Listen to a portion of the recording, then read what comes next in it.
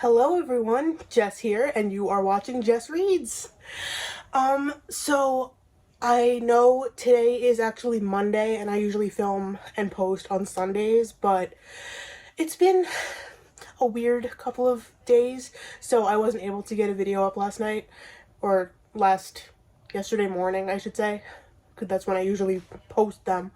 But, I'm here now, and we are gonna just get right into today's video, which is,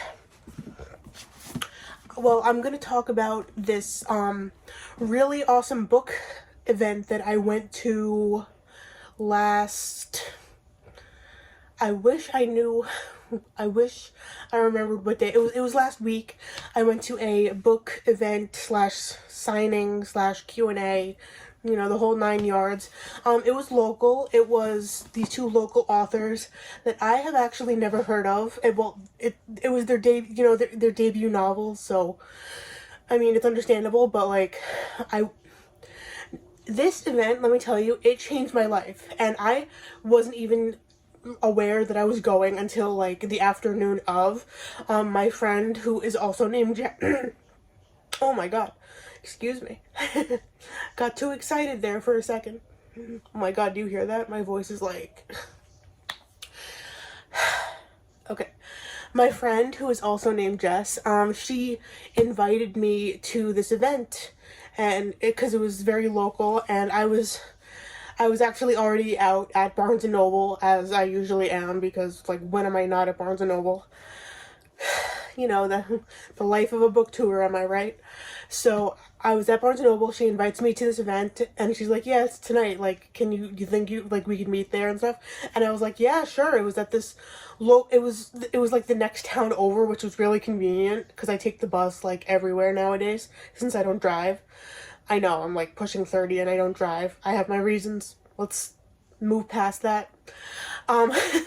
So I took the bus actually pretty early, because the event started it was supposed to start at 7, and I was really excited, so I got to this place at 4:30, 5 o'clock, because I just wanted to check out the bookstore. It was this local independent bookstore, and this place, just let me backtrack for a second. The whole day, or evening, whatever, changed my life. It was this awesome, life-changing event experience, and I could not be more grateful to Jess for inviting me, so thank you, Jess.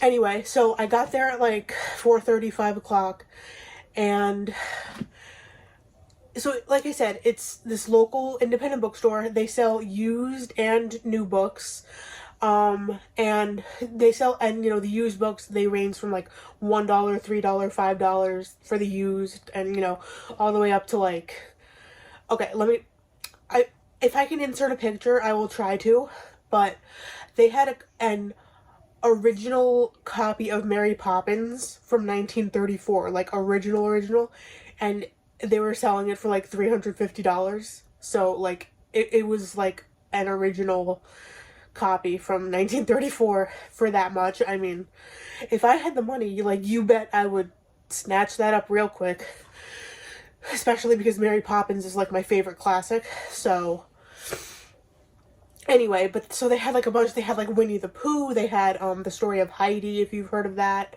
They had just all these classics and all these used art books and poetry, and they had a children's section, a young adult section, and then they had the new books, which you can get those anywhere, I guess, because they're new, so they're everywhere now. But so I was definitely more interested in the used books. However, I was there for the event, so I did not pick up any other books that day, unfortunately. But I'm definitely planning on going back, and like I said, I can just take the bus right there. It's a 10-minute ride from my house, so I can literally just go whenever my heart desires. Anyway, so let me go back to what I was saying for the millionth time. So 4:30, 5 o'clock, I get there. Excuse me. I get there, I go in, I freak out because it's this awesome place. I look around for a while, and they're setting up still, and so when I walk in, this bless this woman's heart, and like I mean that, like actually, like bless this woman's heart, like I was so grateful for this woman. She, as soon as I walk in, she's like, make yourself comfortable, the couches are here, that's what they're for, we have coffee, tea, water, whatever you want, we have bathrooms, and she also said, like, we allow dogs here, and we allow, like, outside food. Like, this was, like, this place was, like, everything. Like, they really, like, accommodated people. It was incredible. And, of course, I didn't have a dog, and I didn't have outside food with me, so, but, if I did, that would have been really convenient for me. I'm really excited, can you tell? This experience was just awesome. This store, I wish I could, like, tell you about this place without, like, giving it away, like, where I live and everything. But, my point is, so I made myself comfortable, like she said so kindly, and I was on the couch, and since I was there, after I looked around, I sat down on the couch, and I'm working on a story on my computer, so I took my computer out, and I was just, like, typing away. They hooked me up to the Wi-Fi. It was great. Oh my goodness. And so I was sitting there for like an hour and a half, just doing my thing. So then my friend shows up, the event starts, these wonderful, talented, beautiful, amazing women walk in, and by the way, I should probably, like, tell you about these women. So their names are Marcia Bradley and Kate Brandt, and so the two books, I should probably get on with that too, are The Home for Wayward Girls and Hope for the Worst. And as you can see, I've started The Home for Wayward Girls. I'm about halfway through right now. I still have yet to start Hope for the Worst, but I definitely will, like, soon. As I don't want to, like, read them at the same time, because I feel like I should focus on them, like, one at a time. But so back to the event. So the event starts. They start talking about their book, what it's about. They read the passages, and then they answer the questions. And I'm like completely enamored with what these women are saying. I don't know what it was about these women in particular, like their ability to not only, obviously, I mean, they wrote and published books, but like their way of speaking just completely mesmerized me, and I don't know how to describe it other than it was like pure magic. I was just sitting there listening. I have attention problems. I will admit that. I have some attention problems. I like fidget and things like that. I was just sitting there listening, holding on to every word, and it's funny. So, as I said, this was a signing, so they signed the books, and Miss Marcia Bradley, she's so cute. Oh my god, she said, Jessica, I appreciate that you came out for our books, and thank you for nodding, because I guess every time she looked up, I'd be like nodding because I was like really listening and holding on to what she was saying, and she was just really appreciative of that, and I'm really appreciative of her being appreciative. And let me just show it to you because it's so cute. I love it so much. What a woman. Oh my god. And Kate, of course, Kate Brandt. Look how cool and like colorful this cover is too. It's so I don't want to say like cute, but like it makes me happy. That's how I'll describe that. Anyway, so why don't we get on to what these books are actually about, and then I will like talk a little bit more about like what went on at the event. I know I'm like jumping around, skipping back and forth, but I don't have a script. I literally decided to sit down and plan this like 5 minutes before this video started, so I didn't plan a single thing, so just bear with me. Okay, so we'll start with The Home for Wayward Girls, and there is fuzz on it, I am so sorry. And if you're a longtime viewer of my channel, you know that I just tend to read the back descriptions of the books, and I'm not good at necessarily memorizing plots, so especially if they're like newer books that I haven't had time to digest yet, so I'm just gonna read the back synopsis and yeah. So, while other adolescent girls are listening to grunge rock or swooning over boy bands, Loretta knows little of life beyond the Home for Wayward Girls, the secluded ranch where her parents run a program designed to correct teenage girls' bad behavior. Some new residents arrive with their parents, while others are accompanied by transporters, people paid to forcibly deliver these girls, caught swearing, smoking, drinking, or kissing. Many are failed runaways desperate to leave their sometimes brutal homes. Few have any idea of the suffering that lies ahead. Loretta witnesses firsthand how the adults use abusive discipline to crush these young women's spirits. She understands the pain and shares it. Since childhood, she's been afraid of her father, avoiding him by spending time with the residents, secretly teaching them survival skills they'll need in case they escape. Until the day a horrifying act of violence forces her to make her own terrible choice. Terrified and with no other option, Loretta flees the ranch and hitchhikes across the country. Eventually finding safety in New York, Loretta dedicates herself to working with defenseless teens, determined to prevent the same thing from happening to other girls.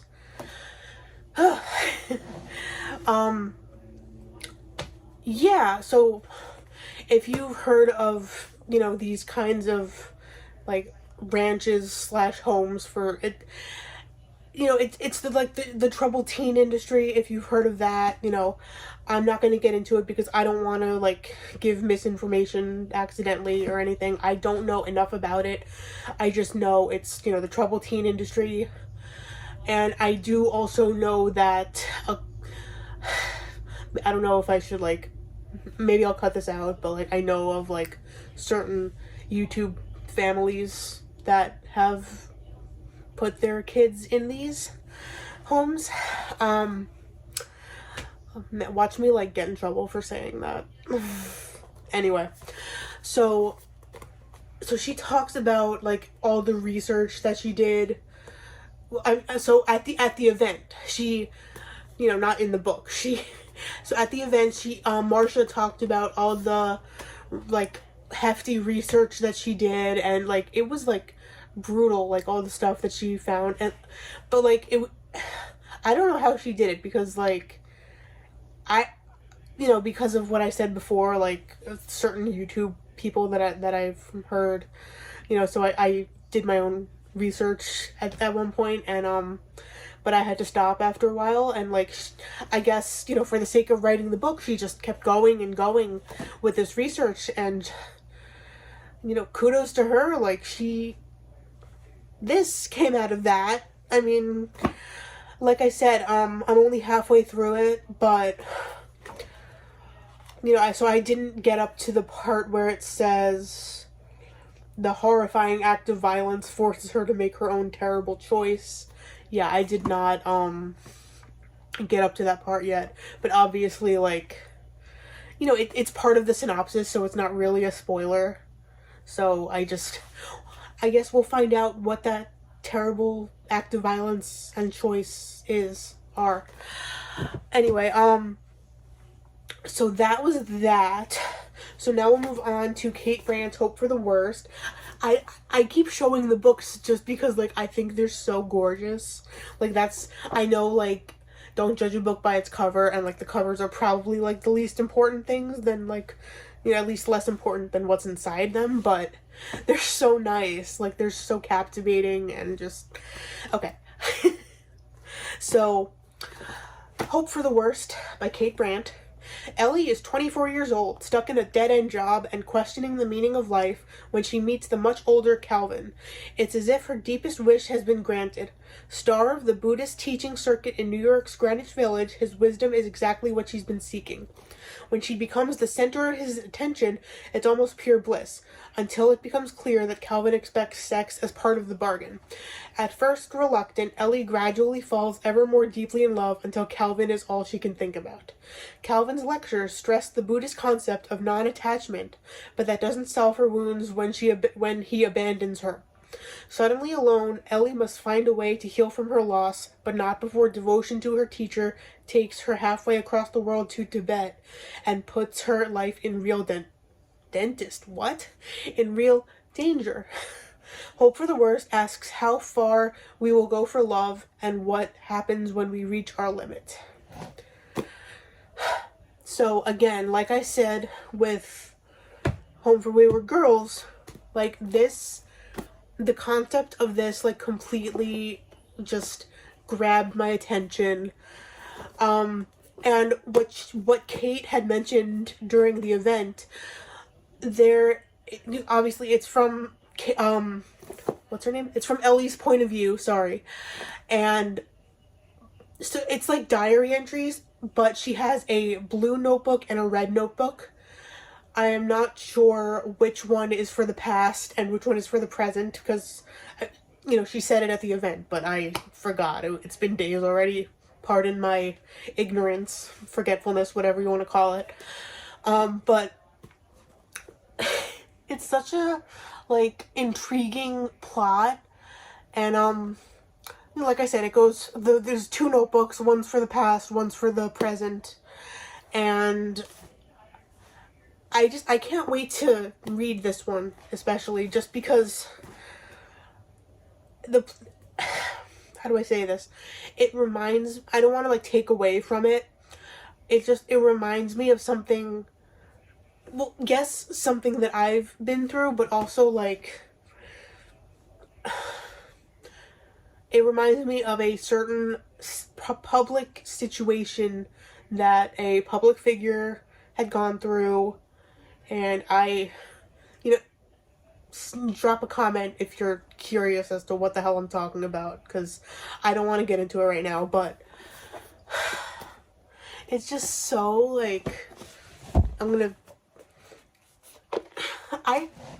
let me tell you something.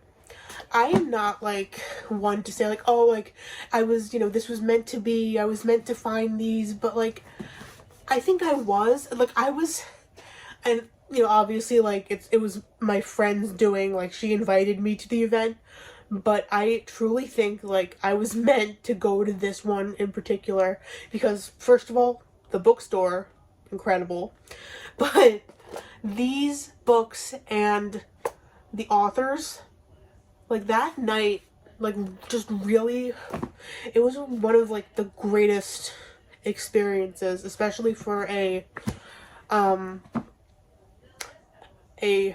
what's the word? Hopeful writer? Aspiring? Thank you, self. Aspiring writer like me. I could have, I will be honest, there were probably, questions that I could have asked, but I was so, I wanted to hear them talk, so I was, not thinking that I should, just start asking questions. I didn't want to make it about me. I wanted the focus to be completely on them, so I kept my mouth closed and I just listened. But there's so many questions that I have now that I wish I could have asked at the event, but I follow them on Instagram, so technically I could ask them if I really wanted to. I could just drop them a message probably, and hopefully they'd answer. But I'm gonna send them this video too, so hi, if you're watching. Thank you for such a wonderful event. You two are Marcia, I'm loving the crap out of this so far. Kate, I know I'm gonna enjoy this. Thank you. Okay, so yeah, that was basically just my experience at this event and a little mini reviews on these books, and yeah, that's today's video. I don't really know what else to say, so I'm just gonna end it here. Thank you so much for watching. Thank you again to Kate and Marcia and Jess for inviting me once again. And to the wonderful woman at the bookstore whose name escapes me. I'm so sorry. I don't think she'll probably end up watching this though, because I don't know. But anyway, I hope you all have a lovely evening or morning, depending on when I post this. Okay, that's it for now. I'm gonna go now. Have a wonderful whatever, and I will see you in my next video. Bye, guys.